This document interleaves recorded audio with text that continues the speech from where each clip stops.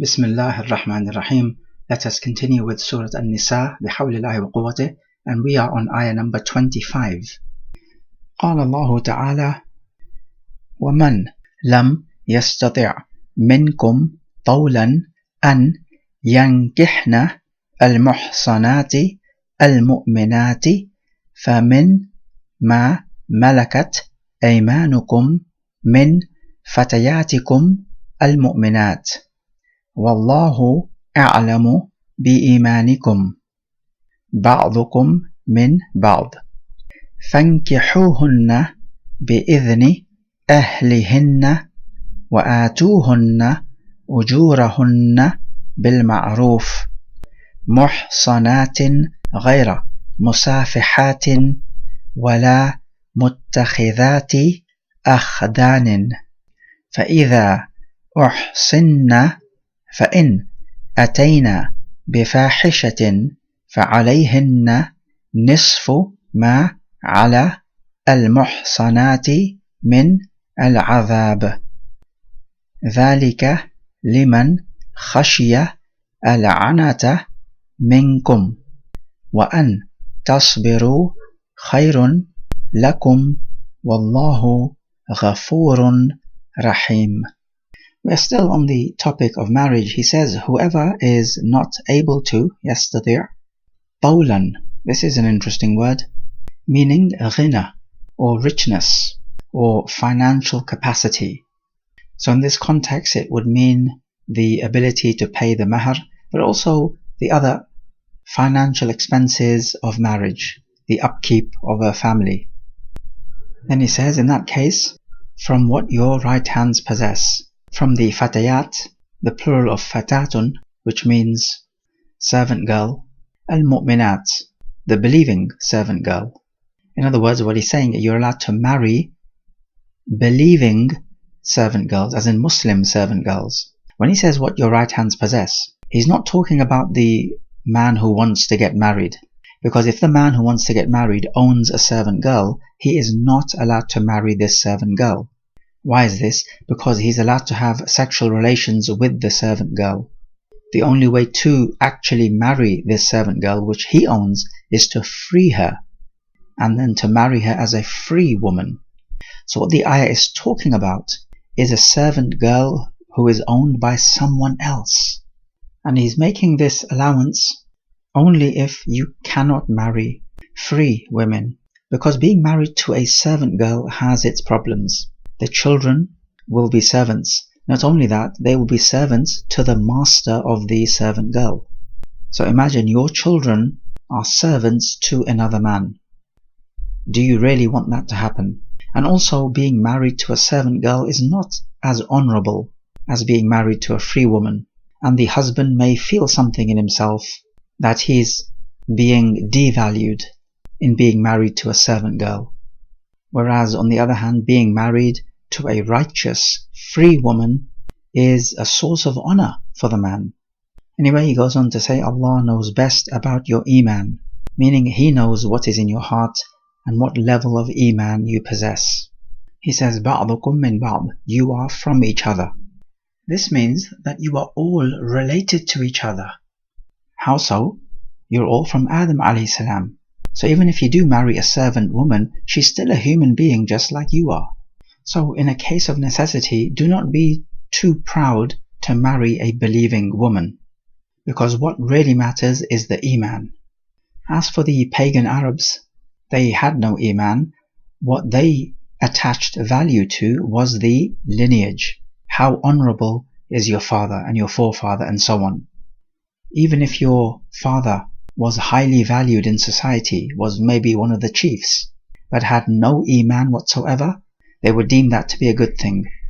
But the Quran is saying to us, no, your value ultimately comes from your iman, not whether you're free or a servant. He says, then marry them with the permission, with the idhn of the ahl. Ahl can mean family.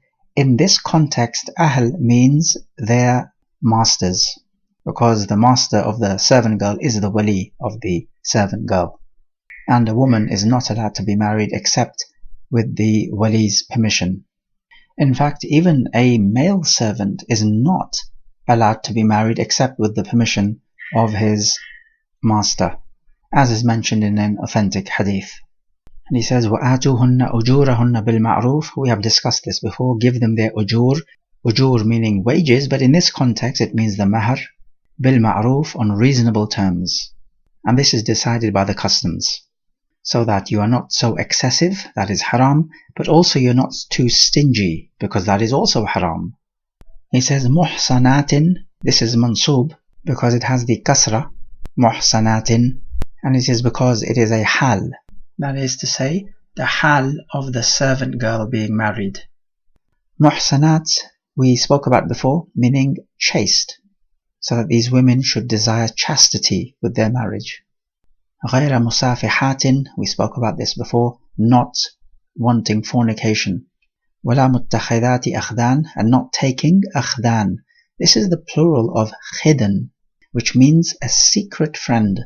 So this is the type of friend that you would fornicate with. Commonly, it is known as boyfriend and girlfriend these days, even though in many countries these types of relationships are not even secret anymore. People are proudly and loudly fornicating. It has become so normalized, and people have become so desensitized to this fahisha. But anyway, this ayah tells us that boyfriends and girlfriends are haram. And if you have a friend from the opposite gender with whom you are not committing fornication, well then that's still haram because you are approaching fornication. And Allah says, do not even come near to zina.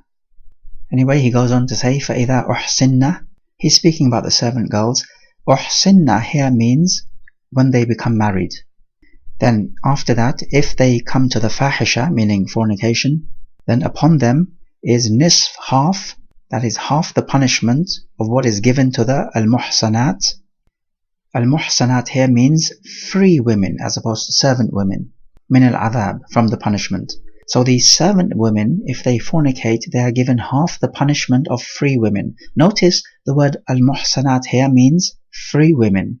So the word muhsan is an interesting word. It can mean different things. It can mean a free person, it can mean a married person, and it can mean a chaste person. So we know that free men and women are lashed 100 times. So therefore the servant girls would be lashed 50 times. We also have this from the authentic hadith as well. There was a servant girl of the Prophet who was guilty of committing fornication. The Prophet ﷺ sent Ali radiallahu anh to lash her.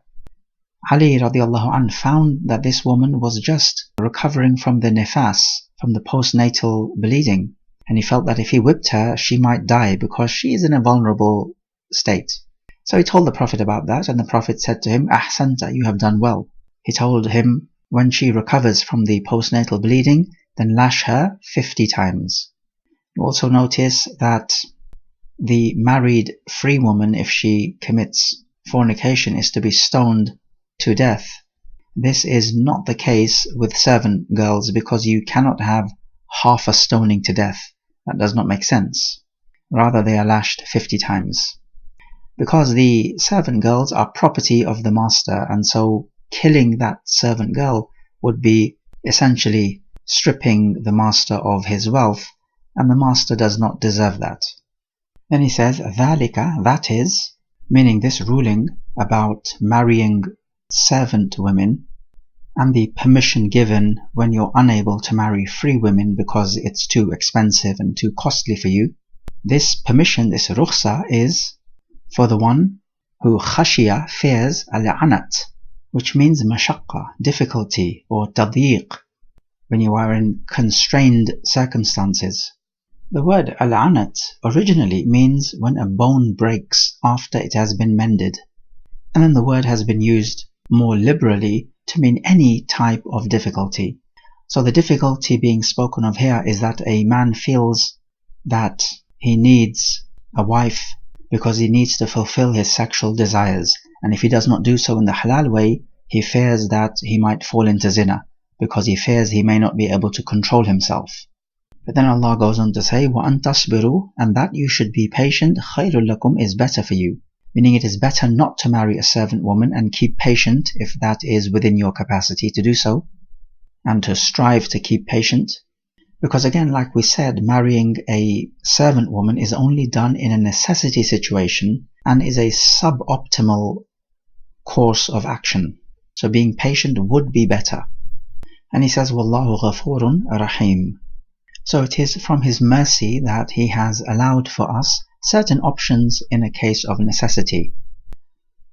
Anyway, reflecting on this ayah, we firstly take that Allah encourages us to marry free women and not servant women, for the reasons outlined previously, and the major condition is that these servant women must be believers. So in other words, a man is not allowed to, even in a necessity, marry a kafir servant woman, whereas a Muslim man is allowed to have sexual relations with a kafir servant woman if she is a servant woman of his.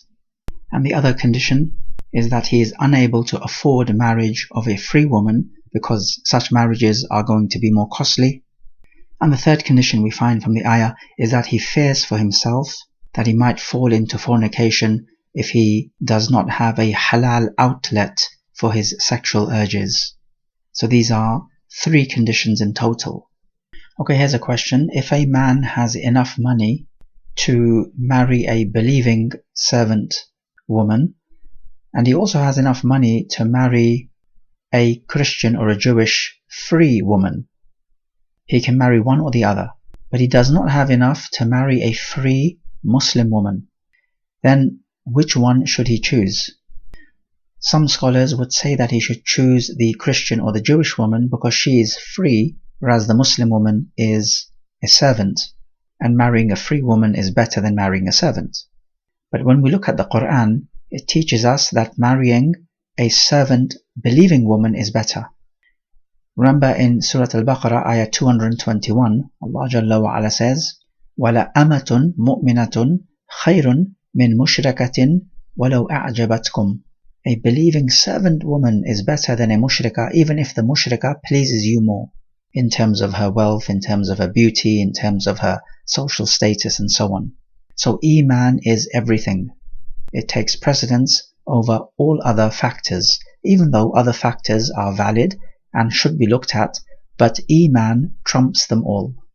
We take that Allah knows what is in your hearts and the level of Iman that you have, as He says that Allah knows better about what is in your hearts, about your Iman. It gives us the hint that in marriage we need to look at the Iman, that this is the first consideration. We take that the wali of the servant woman is her master, not necessarily her father, and that the marriage needs to take place through the permission of the master. However, we ask here the question, when Allah says give them their ujur, meaning their mahar, then if the woman is a servant woman, then we know that the wealth of a servant is actually the wealth of the master. So if you give the mahar to the servant woman, then does the mahar not actually go to the master? Most scholars say yes, it does. The mahar you give to a servant woman actually goes to her master. The minority opinion is that the mahar belongs exclusively to the servant woman, even if she is owned by her master. And the majority opinion seems to agree with other matters of the Sharia, such as if the master sells his servant, then all the wealth that the servant has actually belongs to the master, unless the purchaser stipulates otherwise. So for example, if the servant is wearing clothes, these clothes actually belong to the master, and the servant will actually be naked when he goes to the purchaser, unless the purchaser stipulates otherwise. We also take that the mahar needs to be reasonable, not excessive and not stingy, and this is determined by the customs. We take the importance of intention, that your intention with marriage is chastity. At least this is one of the intentions in any case, and to save yourself from sifah, which is fornication.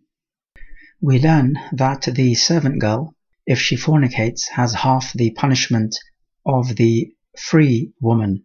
Now here there is some detail. It's a fiqhi matter. There are those who say that this is mutlaq in the absolute sense, so that her punishment would be 50 lashes, whereas for the freed woman it is 100 lashes. But we know that the punishment for the freed woman is also to be expelled from her land for 1 year. And this is the same for men and women. If that is not possible, then we can have the prison. So does this then mean that the servant girl is expelled for half a year, or if you like, imprisoned for half a year? It would mean that only then this would be a transgression against the master, because he would be losing his wealth. And so there are from the scholars who say that she is not banished for half a year. And the matter is one of ijtihad. There are also those who say that this punishment of the had, of the 50 lashes, is only after they have entered into a valid marriage contract. As for if they fornicate before marriage contract, then they are not given the had punishment of 50 lashes for the servant, but rather they are just given a ta'zir, which is a generic punishment which would deter them from committing this sin again. And again, the matter is one of ijtihad. We take from the ayah the 3 conditions for a person to marry a servant woman which have preceded. But then we ask the question, is it better to marry a servant woman or actually purchase a servant woman such that you can have sexual intercourse with her as a servant woman, not as a wife? This is certainly a choice. The Sharia permits either way. Some scholars have said that if you can purchase a servant woman, then you must do that instead of marrying a servant woman, because then at least your children, if you have any with the servant woman, would be free children and not servants. But we say this is not a condition. Rather, the matter is flexible and the person has a choice. We also take that better than marrying a servant woman, if a person has the strength to keep patient and not fall into committing zina and haram actions of this sort, then that is better for him, until Allah Jalla wa Ala opens up a way for him to marry a free woman. And we also take from this ayah the 2 noble names of Allah Jalla wa Ala along with their attributes. هذا والله أعلم.